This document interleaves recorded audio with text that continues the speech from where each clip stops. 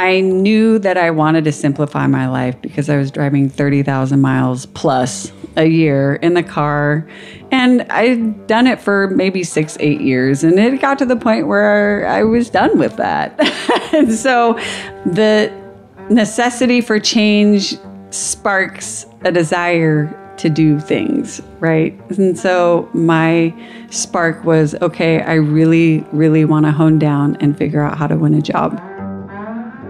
I had such a great time hanging out in San Diego and catching up with my longtime friend, Susan Wulff. I'm Jason Heath. This is Contrabass Conversations, and we are chatting today with Associate Principal Bass of the San Diego Symphony, Susan Wulff. And I was thinking back to the first time that Sue and I met, and I think it was for a San Jose Symphony audition, when there still was a San Jose Symphony. I might be getting the events mixed up in my mind, but regardless, we also did the Pacific Music Festival together nearly 20 years ago, and also did the Brit Festival in Oregon, and it has just been so much fun following along with her career and all the activities that she does, artistically and otherwise, to stay motivated, active, happy, and enjoying life in the beautiful town of San Diego. So Sue and I chat about all kinds of things: auditioning, dance, how she's really into building and construction, just the idea of making progress in general, overcoming an injury that she had recently and what that experience was like. So many great topics. Sue has been somebody I've wanted to have on the podcast for years and years and years. And when I moved out here to California, I knew at some point I'd be heading south to San Diego. So it was great to spend time and chat with her. She's a totally inspiring person, and I know you're going to love this conversation. We've got some great sponsors today: Upton Bass, D'Addario Strings, and Robertson and Sons Violins. More on them later. And you'll be hearing a couple clips from a piece called Finding the Horizon, which was actually written for Susan by Howard Yermish. We also talk a bit about a New Yorker article about Sue's Metropolitan Opera Orchestra audition from several years ago, and there's a link to that in the show notes. So without further ado, here is my conversation with Susan Wulff.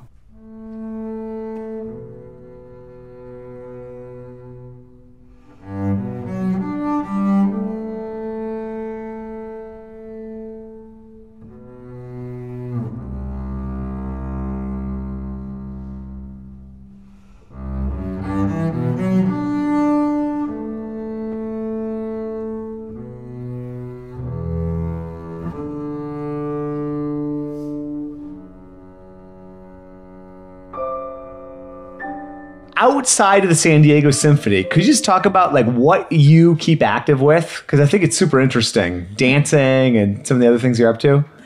Well, yes, dancing is a really huge point in my life. It's something that I grew up with, actually. I grew up as a ballet jazz tap dancer. And then when I came back to dance maybe 5 years ago, I decided to explore a different avenue, and it's been hip hop mostly. Mm-hmm. I have done I currently do some contemporary and tap as well, but I'm also exploring it mostly with different genres of hip hop. So, and my mind always goes here, but like, do you feel like that's changed the way you approach the bass or think about music or anything like that? Like, does that sort of like physical activity and like, does that sort of expression, has that shifted the way you think about just the performing experience on the bass at all? Completely. Oh, yes. How so? Well, first off, so I've always been inherently a shy person.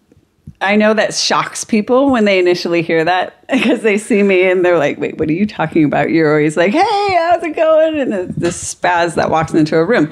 But I have always been somebody that's very internal and afraid to perform in front of people.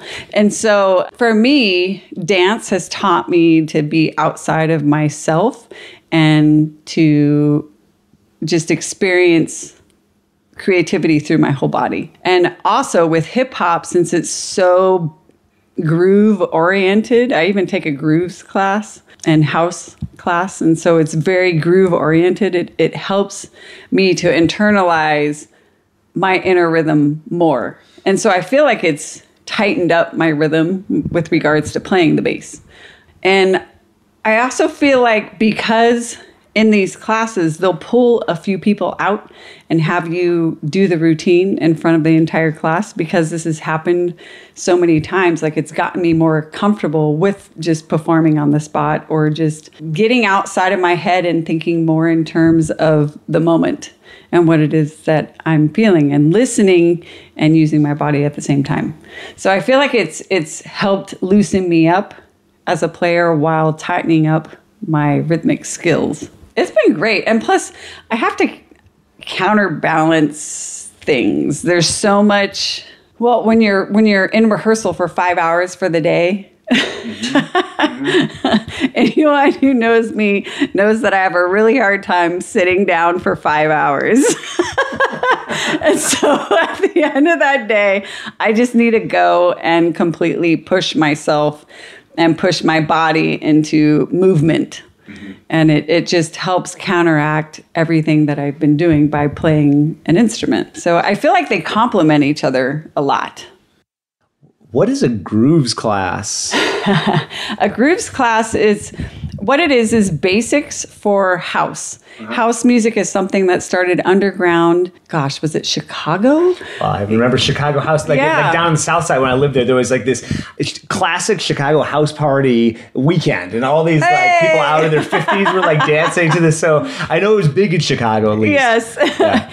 And so the grooves class is based on house music. And what it's doing is it's teaching you to not only just have a consistent rhythm in your body, but it teaches you to isolate a bunch of different things. Like, your head will be going one direction, your arms are another direction, your groove that you're bouncing to is either on the and or the solid beat, and then your feet are doing something else. So it really teaches you to isolate everything in your body while keeping a groove. And we're sitting here talking at this bar, which you built, and which is another said that Barry Green, immediately asked me to mention to you. I was hanging out at Barry Green's house last week, and he said, "This is the Susan Wulff homage deck." I was inspired by Susan, what she was doing. So when did you get into building things and working with your hands? Just tell me about that. I grew up with it, basically. My dad was a math professor, and he was also a general contractor.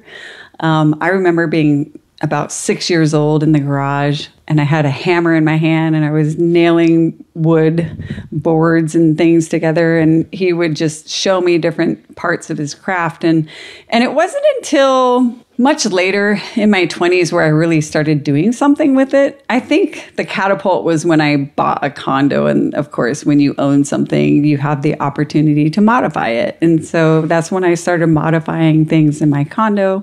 And then when I bought my house, it was just free reign. So I love to be able to create things and to build and to see the process and how it actually goes from point A to point B to the final product, and then being able to share it with people. And you work in intense blocks. I mean, we were talking about earlier, right? You get a project and maybe you know that's going to happen, but like when you start something, you're all in until it's done. All in. Yeah.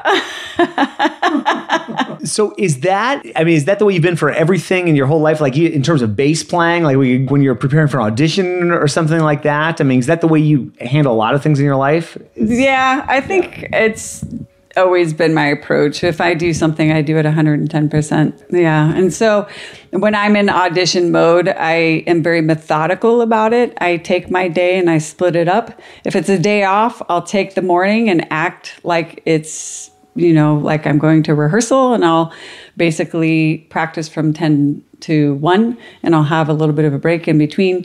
And then I'll have, experience some of my day, take care of some business, and then come back later and practice another 3 hours. But during the day when I have my job, it'll mostly be like a warm up before I go to work, my job, come back home, and then practice later. Now, however, I have not implemented this strategy since being a mom. Yeah. So I don't know what it's like. I know that now when my son goes to bed around 9 o'clock or something, that's when I'll start practicing. Yep, there he is in the background. It's very different trying to juggle different lives because an audition mode it caters to a single person with no major obligations. Yeah. So I'm not exactly sure how I would be handling it, but I know that the way that I handle time is different now being a mother, because I guess basically when I am doing something, I try to do it the most efficient manner possible. And so with audition modes, efficiency isn't necessarily a length of time. It's about where your brain is while you're doing it. And so for me, if I'm practicing or if I'm doing something and I notice that my brain's not connected, I'm going to stop and do something else. So that way my brain can reset and be connected back in the moment because I don't have the time to just flit away. Well, how is, and just thinking about being a mom, and we were just talking, Sue and I were just hanging out and eating and chatting. So like, how has being a mom change the way you think about music, the activities you spend, just your orientation to life in general? It's something I don't have kids, I haven't had that experience, but how has that shaped just sort of how you think about yourself as an artist and whether dance or music or however you want to frame it? Gosh, well, I mean, let's see. For me, being a mom, the most challenging aspect is living by a clock. Sure. I wish I could just throw that clock out the window, but I can't. So I try to work around it. So when my son is at school, I try to think of, okay, what are the most important things for me to accomplish during this period of time? And then I try to accomplish them. It's really opened my eyes to a lot of things because children see things with very fresh eyes and very fresh approach. And so it's taught me to look at things in a new way. It's taught me to appreciate new challenges in a new way. It's taught me a lot of patience. And it's taught me how to be an improviser because you never really know what's going to happen. As soon as you're responsible for somebody else's life and you are the main influence in somebody's life, it has an influence on yourself in that it changes the way that things are done. Meaning that I'm an example to my son. And so anything that I do, I try to have it be a positive reflection and something that's going to influence him in a positive way and also give him healthy tools for his life down the road. It's interesting being a parent in that it's never just about yourself. It's always about you and somebody else. Mm-hmm. At least for me, that's how it's been for me. I noticed that I've been more present since being a mother, and that's carried over to everything that I do, whether it's rehearsals, whether it's a dance class, whether it's practicing, whether it's building something. You know, I find that I'm trying to be more and more and more into the moment because I feel like I can absorb more and learn more and carry extra things with me. There was a great article in the New Yorker several years ago about Susan's audition experience for the Metropolitan Opera Orchestra. Great article. Got a link in the show notes. Definitely check it out. And she and I chat about this article and the story behind it. And first, I want to give a shout out to our sponsor, Robertson & Sons Violins. Can't say enough good things about this shop. If you're looking for a bass at any price point, they are a wonderful place to go check out. And if you've never been to their store, to their shop in Albuquerque, New Mexico, it's unbelievable. There's a recital hall there where you can try out basses from their showrooms. They've got 3 instrument showrooms, this beautiful recital hall. They have been providing for over 4 decades stringed instruments and bows to professional musicians, collectors, music educators, and students of all ages. My wife is actually from Albuquerque, New Mexico, so I've been to Robertson's several times over the years. They do fantastic work, custom C extensions. They originated those beautiful chromatic extensions you see on so many people's basses. They will put one of those on your bass. Very reasonable price, fantastic craftsmanship. and you can learn more about everything that they offer at robertsonviolins.com. All right, back to our conversation about this New Yorker article and Susan's Metropolitan Opera Orchestra audition experience. So the one for the audition for the Met was, I've had some people like reference that. Yeah. And just said like, they just thought it was so refreshingly honest. Can you summarize what that was all about, or like that your experience? When I auditioned for the Met, gosh, it was several years. I mean, probably 12 years ago. Yeah. I don't remember when it was, but I remember when I arrived there and I got to my hotel, all of a sudden I went to check in and they said, "Oh, well, we don't have a room for you." I said, "Well, this is my reservation. What do you mean you don't have a room?" And they ended up putting me in some other hotel in this tiny little space. And I remember wanting to take a shower. I turned the shower on, and all this brown water came out. I was like, okay, this is just how this is going to be. I'm like, fine, I'm just not going to take a shower. And so the next morning was the audition, and I just take the audition, and I felt really good. Well, actually, that's not true.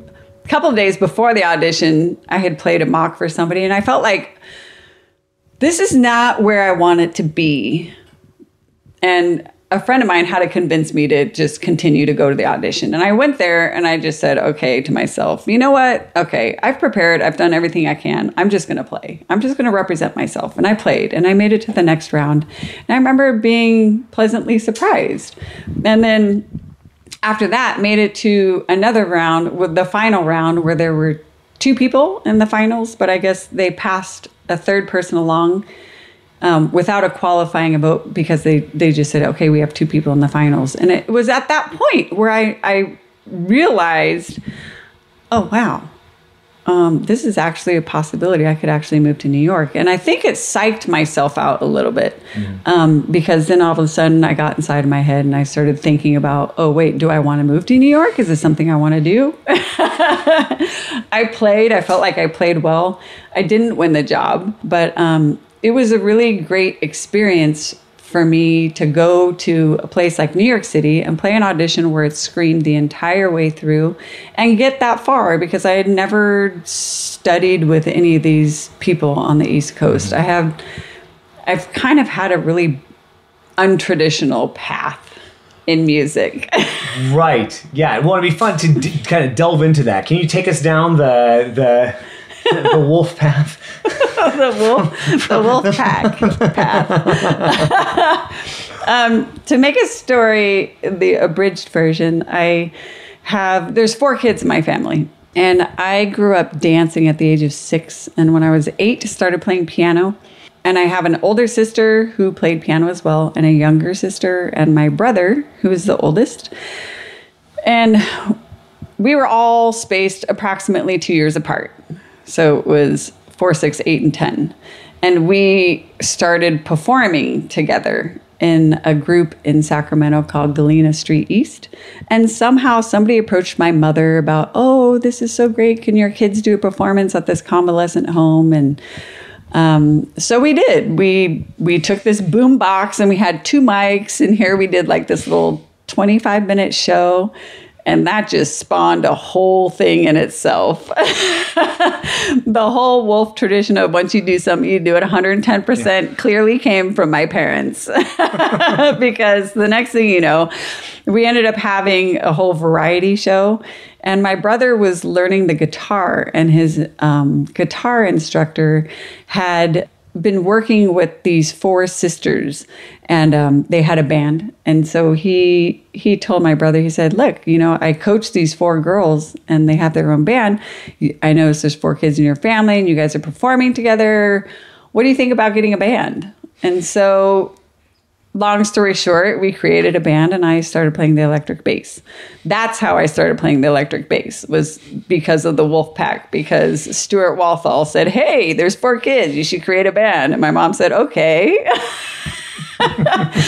And so At the age of 10, I started playing electric bass, and I had private lessons. Eric Clevin was this incredible electric bass player in Sacramento. He used to have me transcribe Jaco Pastorius tunes or lines, and then he would have me play Bach cello suites, and he was just a fantastic instructor, and he really understood how to communicate in terms that people could understand and learn. And so I felt like I learned a lot of my beginning classical repertoire and music came from the electric bass. It's kind of different, it's strange. But when I was 16, I won a competition with the Traditional Jazz Society of Bassists. And everybody was an electric player, but what the prize was lessons for upright bass. And so it was at that point that my mom had sought out Tom Durthick, who used to play principal in Sacramento Symphony. And after 2 lessons, he came to my mother and said, we have this program at Sac State where high school students can audition for the orchestra, and they can, if they get in, they can have lessons and they can, get credit for college, yada, yada. And so I did it, and I remember the conductor, Leo Eiler, I believe he's still there at Sac State. He looked at my instructor and said, "What am I supposed to do with this girl?" Because I had never played classical music. The most classical music I had heard was either in ballet class, because we had a pianist in our ballet class, or it was because I was playing Bach cello suites on the electric bass. Like, that was the extent of it.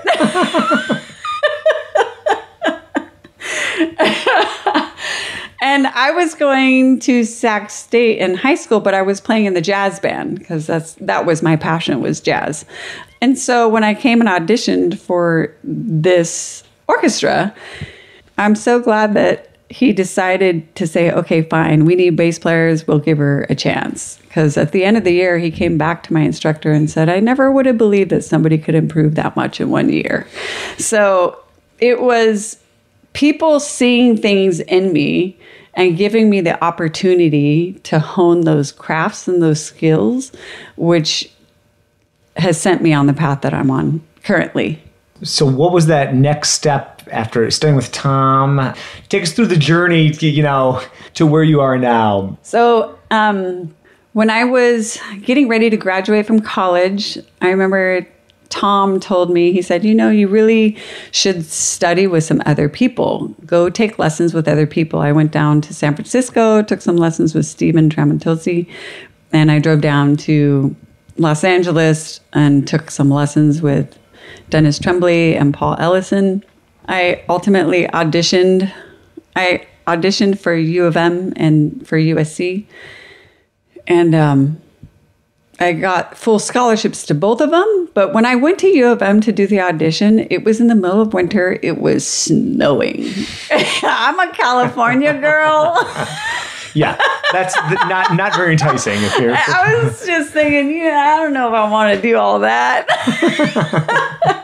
And so I ended up going to USC.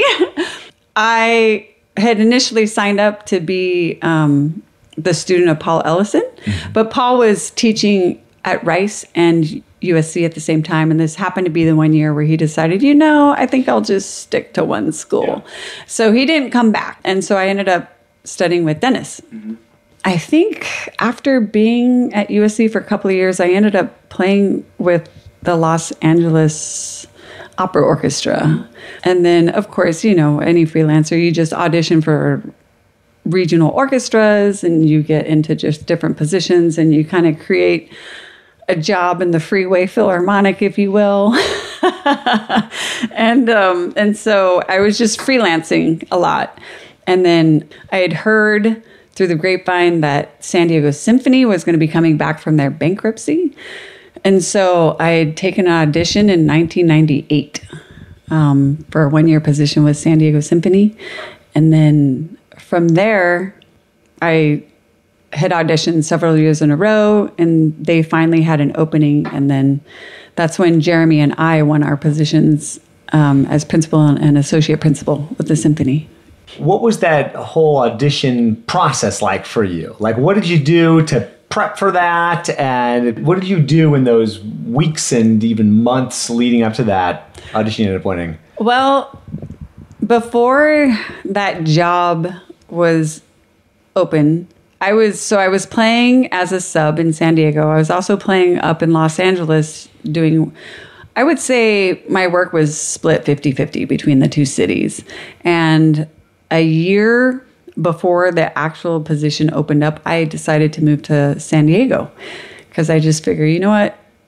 Your thoughts create reality, your power of intention. Just if you put your energy in this direction, it's just going to flow there.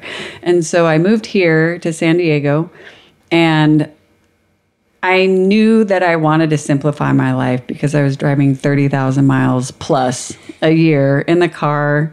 And I'd done it for maybe 6-8 years. And it got to the point where I was done with that.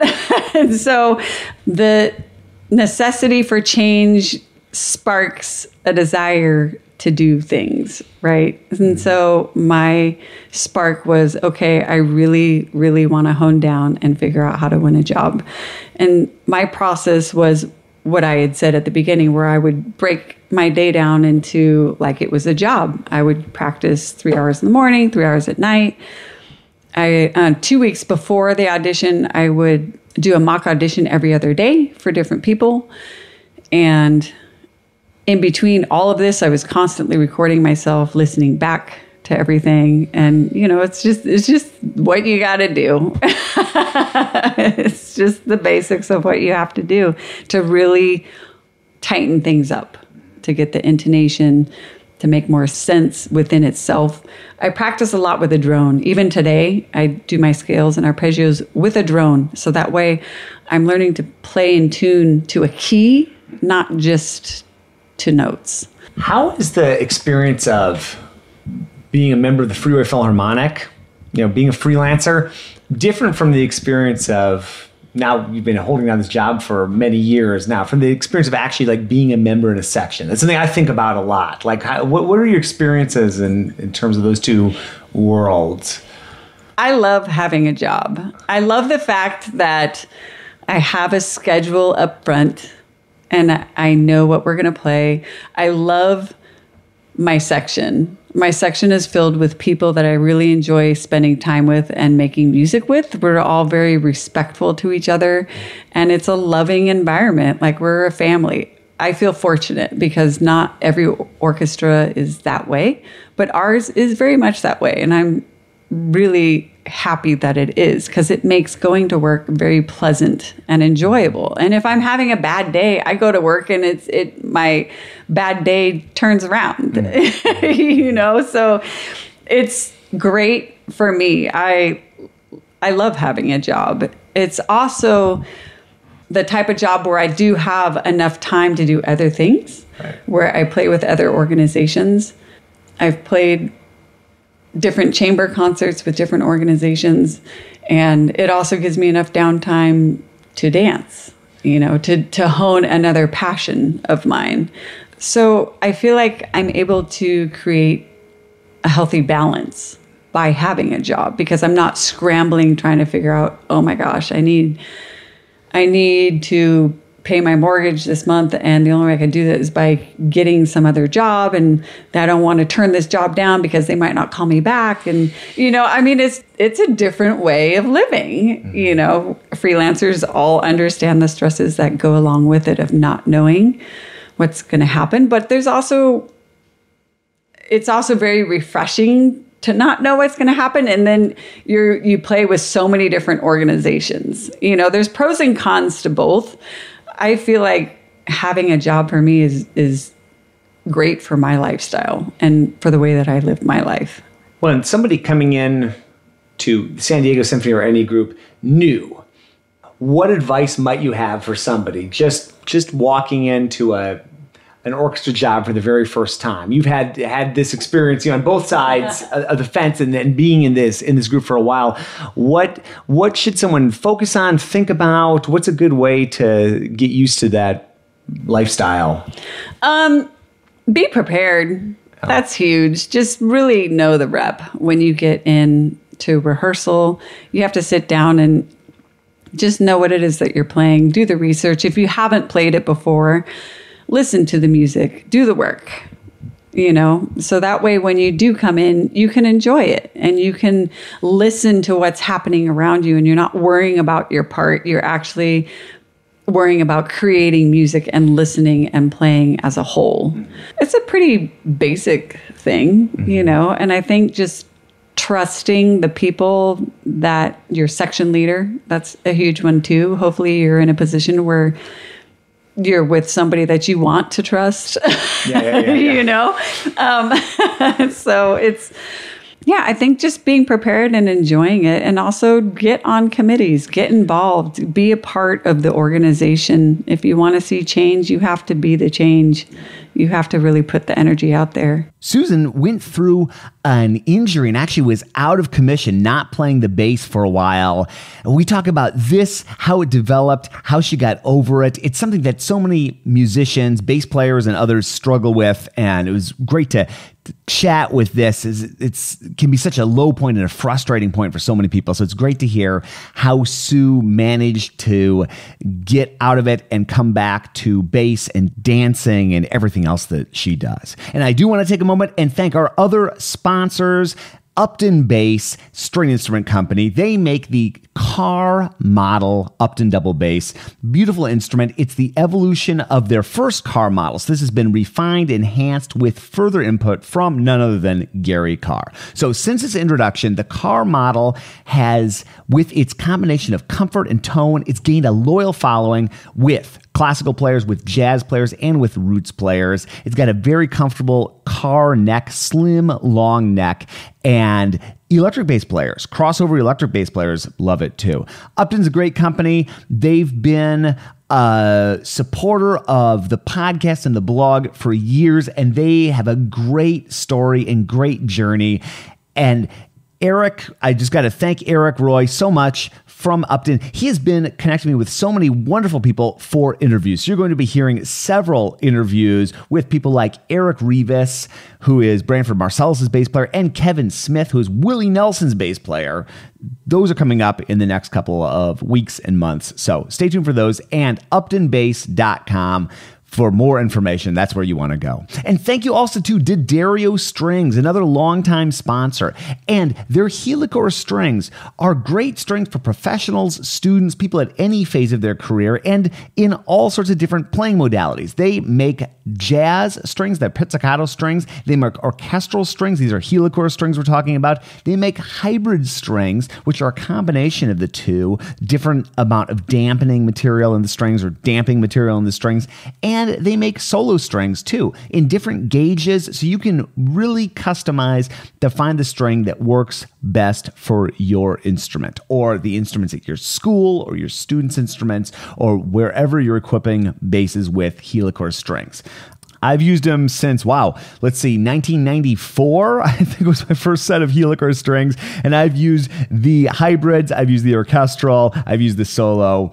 I've been a fan for a long time, and thank you, D'Addario, for sponsoring the podcast. All right, back to this final section of our conversation with Susan Wulff. Yeah, I'm putting together, I've talked to a few people who've had some sort of injury in their playing. I know you had the rear end happen, but if you'd be up for it, I think it'd be interesting to see how did you overcome, because you were out for a while. Yeah. Right? And what did you do in terms of physical exercises or resting or coming back to the bass? I think it's something that a lot of people struggle with and a lot of people asked about. Would you mind talking about just what happened with the Sure. rear ending? Okay. So I got rear-ended. It ended up resulting in a herniated disc between my C6 and 7 in my vertebrae in my neck. And because of the herniation, it was pressing on a nerve that was a main nerve that went down my left arm and through my hand. So it started out the season with just the more we dove into the season, the tighter and tighter those muscles got because the nerve was continually being pressed. Mm-hmm. And it was basically my muscles along my shoulder and upper back were in spasm mode continually. A few months passed and I finally went to get an x-ray, and they put me through some physical therapy, which did not do much of anything. It might have even aggravated it, honestly. And since that wasn't working, they gave me an MRI. That's when they discovered, oh, you have a herniated disc. Look at that. And so the thing that really turned things around, I did end up having to have a steroidal injection to help with the inflammation because it had been in that mode for so many months. But what ultimately helped was going to an acupuncturist 3 times a week and going to a chiropractor that has this intensely strong laser, which helps to heal the nerves in your body. And so between doing those 2 things, and I stopped playing the bass completely for 4 months. I didn't touch my instrument. And I had pared back on my dancing, and I just focused on healing my body and just eating a very clean diet, lots of water, just trying to figure out how to get back on the right path. And then once things were finally turning around, I came back into playing the last 2 weeks of our season, and it was a little bit tricky because along this way, muscle mass is lost, right. And plus with the pinched nerve, it actually makes you weaker. And so it was just trying to find exercises to help relieve the situation and help heal my body. I think ultimately, it was good because now what's happened is now that I'm back into it, I've been very religious with regards to my warm-ups, my scales, my arpeggios, and working with David Moore has his fractal fingerings book, I'm like, hey, look at that. I got a thumb callus again, it's taught me to be more aware of my body when I'm playing. So in the long run, it's a good thing that it happened, but it was pretty rough for a while. And there were even moments where I was thinking, gosh, I don't know if I'm going to be able to play bass because I can't even feel my hand. Like, how do you do that? It's luckily turned around, and persistent with it, and patience. There's that patience thing again, Well, you were living in Los Angeles and commuting and splitting your time, and now you're here in San Diego. We've talked a bit about San Diego, but what do you enjoy about living and working in San Diego? Another broad question. But what do you like about this place? I have a very skewed viewpoint of San Diego because where I live, life is great. It's simplified. I live in a fantastic neighborhood where I'm friends with all of my neighbors.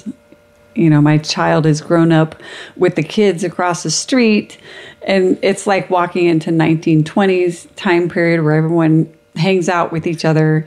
And I walk around the corner and I have, restaurants and coffee shops and art galleries, and my commute to work is 7 minutes, maybe 10 if I hit the one light wrong.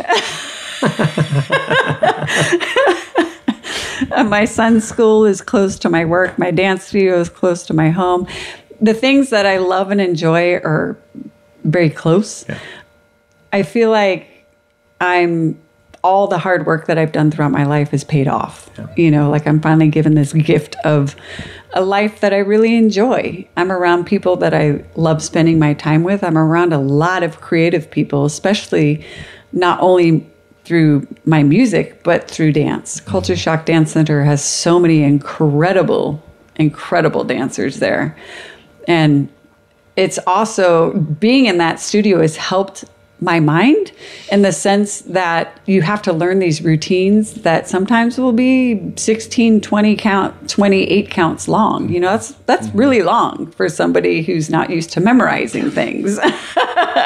So it's helped my memory. It's helped my physical body, which in turn helps my brain, and just my whole life here is great. My son and I will ride our little Razor scooters up the street and, fart around town and go to the park and ride our bikes. And it's great. I feel like I have a really good balance here, because I'm not fighting traffic to get to work. I'm not sitting in the car for hours, and I live in a home that has great character and it's perfect for us, so I feel really lucky. But I do know that a lot of it's come because I've worked really hard. Yeah. It wasn't just handed to me. And I think that's part of the reason why I really appreciate so much of it. And think about work and just what you've done and what hasn't been handed to you. If we go back to Susan Wulff, Sacramento State, maybe thinking about the next step, what would you tell young Susan? Oh my gosh. Any advice for? Patience and scales. Patience and scales. Nice. Scales. They're really good, especially with a drone. I always hated practicing my scales in college, and now it's something I love to do. It's so funny. Irony, isn't it? But yeah, I would say patience. And if you're continually working on something and doing the best you can, sooner or later it's going to come to fruition. That's just the laws of life. Yeah. You put your energy in a particular motion, it's sooner or later going to reach it. And I think in college there's a lot of anxiety, a lot of unknowns. You have no idea what's going to happen. And so there's this stress that we create of, oh my gosh, I need to do this now, or where is this going to end up? And I would definitely tell my younger self, hey, don't worry about that. Stay the course.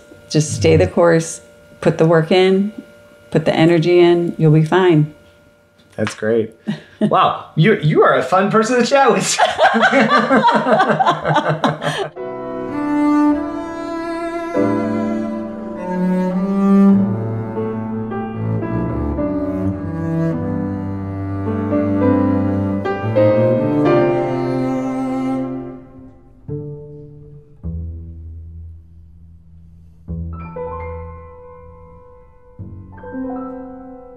Sue, thank you so much for chatting. And I hate interrupting that piece. Isn't that a cool piece? That, again, is by Howard Yermish, written for Susan, and it's called Finding the Horizon. Check out a link in the show notes to learn more about that. And definitely check out that New Yorker article that Sue and I were talking about. Very interesting reading. Love what you do and are doing and have done and continue to do, Sue. Super inspiring and just great to hang out with you and chat for the podcast. And we definitely need to do a round two sometime soon. If this is your first podcast episode, welcome.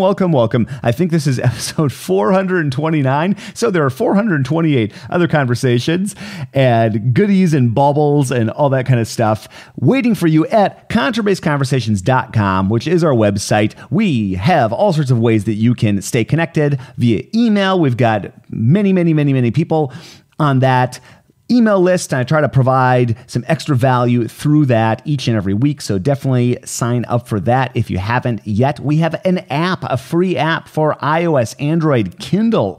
You can listen to all of those episodes, search through on various topics, auditioning, dance. I think this is the only episode where we talk about dance, but maybe there'll be some others in the future. Or you could sort by all sorts of jazz and theater work and all that kind of thing. So that's all available in our app, contrabassconversations.com/app, or of course, iTunes, Google Play, wherever you happen to listen to podcasts, we are there. And I would love to hear from you. Feedback at contrabassconversations.com will put you in touch with me.